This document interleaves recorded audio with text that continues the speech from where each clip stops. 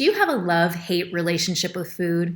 Like on the one hand, you love the taste of food and how it's sometimes the one thing you're looking forward to in your day, but on the other hand, you hate the guilt and the shame you have with it and the way that food makes you feel about yourself and your body.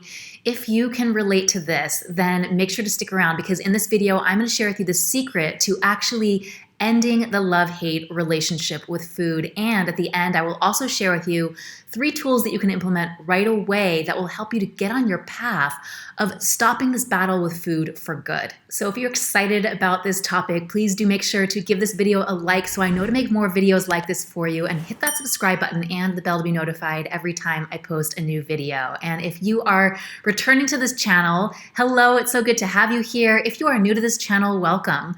My name is Debbie Lichter. I'm a food addiction expert and founder of the Freedom Embodied Academy. And I help women get free from food addiction and food obsession and really just have a healthier relationship with themselves and their bodies. And everything that I share on this channel is part of what helped me get free from my food addiction and food obsession over a decade ago, and things that I've been teaching women ever since to help them get on their path of freedom too. Okay, so here's what's true. If you have a love-hate conflict going on with food, even though it feels like it's about the food or the cravings or about the portion control or about the lack of portion control, it's not about any of those things. That's just what's showing up on your plate, so to speak. But what's showing up on your plate is actually a manifestation of the conflict that is going on inside of you. Let me clarify. Many people who struggle with their relationship with food oftentimes can identify that there's an internal tension or ambivalence or conflict or even an internal war going on inside. Like maybe for you, it's a conflict between desires. Maybe you have a desire to leave an unhealthy relationship, but also a desire to not be alone. Or there's a conflict between having a desire and then feeling guilty about it or feeling like you don't deserve it. Or there's a conflict going on between your head and your heart. Maybe you want to put yourself out there and be more connected to people, but then your head says you're just going to get hurt or you don't deserve love, and so you hide and you hold back. So here's the thing, is that if you can identify that there is some kind of internal tension or ambivalence or push-pull conflict going on inside of you, this is a real key, because as long as that is going on inside of you, it will continue to influence your relationship with food. And if you're someone who struggles with your relationship with food, then it will most likely continue to manifest as this push-pull, ambivalent, tense relationship with food. This is why the only way to truly end the love-hate relationship with food is to resolve the inner conflict. Now, I want to be really clear that resolving the inner conflict isn't just about making a decision or deciding to let it go. It is more involved in that, which is why what I want to do right now is share with you 3 tools that you can implement right away that can help you to get on your path of starting to resolve that inner conflict. And I will also leave a couple of links to some other videos and resources in the description below so that you can get more support on this topic. Okay, so the first thing that you need to do is to get honest about your internal conflict. Now, this is just about getting real with what is. This isn't about trying to fix anything or change anything. So, your mind might default to thinking about some of the external circumstances in your life that are creating conflict, like a demanding schedule or a stressful job. But I'm really going to invite you to go inside and start to consider things like, do I not trust myself? And so I have a tendency to override my own gut intuition about things. Or do I not want to be judged, and so I have a tendency to hide and hold back and not put myself out there? Or do I feel like whatever I do is not enough, and so I have a tendency to overgive and overdo and try to be perfect at everything? Or do I want everyone to like me, and so I have a tendency to people please and to stuff my feelings and not speak up? These are all really important and valuable insights that you can have, because when you start to identify the internal conflict going on, which another way of saying that is internal incongruence going on, it can really help you to start to orient towards what the real issue is so that you can stop focusing on diets and all different types of food-focused strategies and really address that internal conflict, that internal incongruence, because that's what's actually going to put you on your path of ending the love-hate relationship with food and actually having freedom from your food obsession or food addiction or food sabotage cycle for good.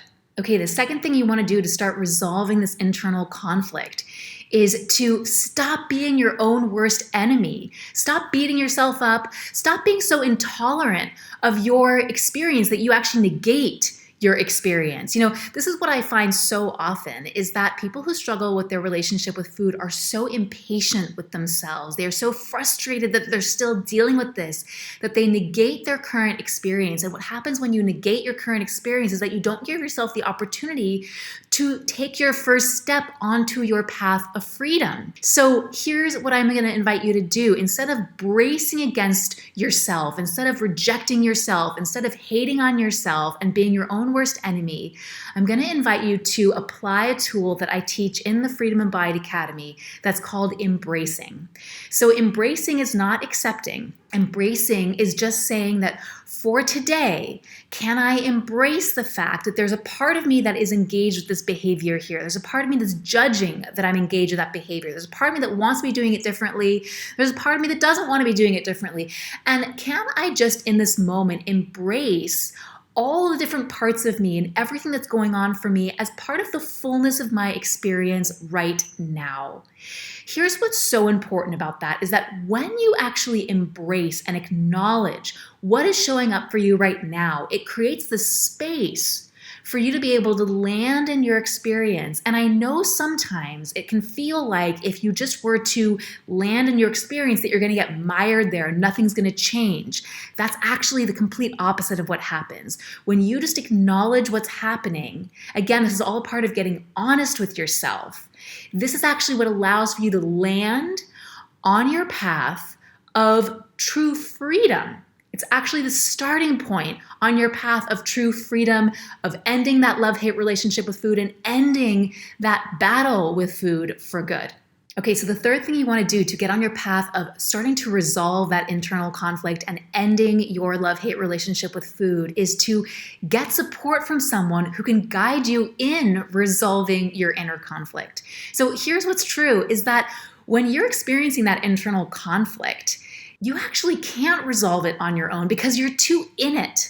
Just like Einstein says, no problem can be solved from the same consciousness that created it. We can't be in the conflict and also resolve it at the same time.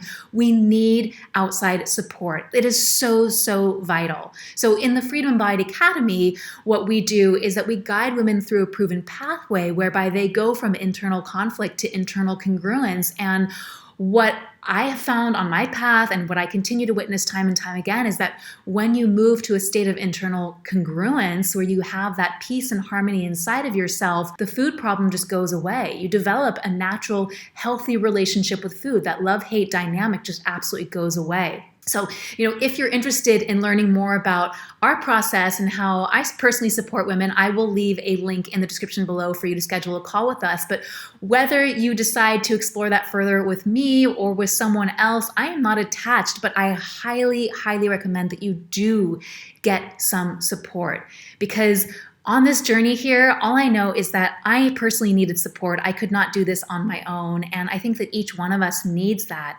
And when we can learn how to restore that internal state of balance, of peace, of ease, of congruence, of harmony inside of ourselves, it will translate into how we're showing up with food. And this is what I see time and time again. For women who have lasting freedom from food, they have cultivated that internal state of okayness, that internal state of harmony, that internal state of peace. And that is what has them having a peaceful relationship with food. So now you know the secret to ending the love-hate relationship with food and some tools to help you to get onto that path right away. So if you got some value here today, please do give this video a like and, feel free to spread the love and the hope and share this video with someone who you think would really benefit from it.